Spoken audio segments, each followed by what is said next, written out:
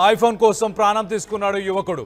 తండ్రి మందలించాడని చెప్పేసి బలవన్మరణానికి పాల్పడ్డాడు. విశాఖ పెందుర్తిలో ఈ ఘటన చోటు చేసుకుంది.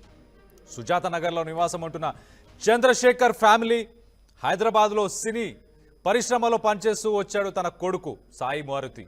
26 సంవత్సరాల వయసున్న ఆ అబ్బాయి సినిమా ఇండస్ట్రీలో పనిచేస్తూ రీసెంట్ టైమ్స్లోనే వైజాగ్కి తిరిగి వచ్చిన తర్వాత తనకు ఐఫోన్ కొనివ్వాలంటూ పట్టుబట్టాడు ఆ సాయి.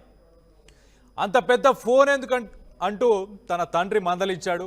మనస్తాపంతో గదిలోకి వెళ్ళి ఉరేసుకున్నాడు సాయి.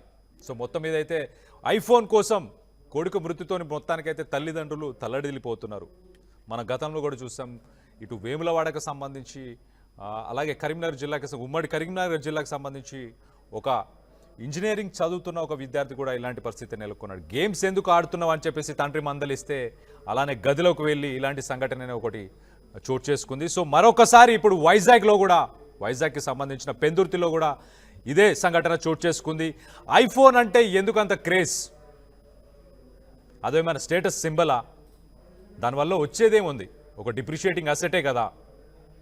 కానీ ఈ మధ్యకాలంలో యువత చాలా అట్రాక్ట్ అవుతున్నారు ఫోన్స్కి, ఎస్పెషల్లీ ఐఫోన్స్కి, సోషల్ మీడియా స్టేటస్కి, ఇన్స్టాగ్రామ్లో పోస్టులు పెట్టుకోవడానికి, అందరికీ చూపించుకోవడానికి.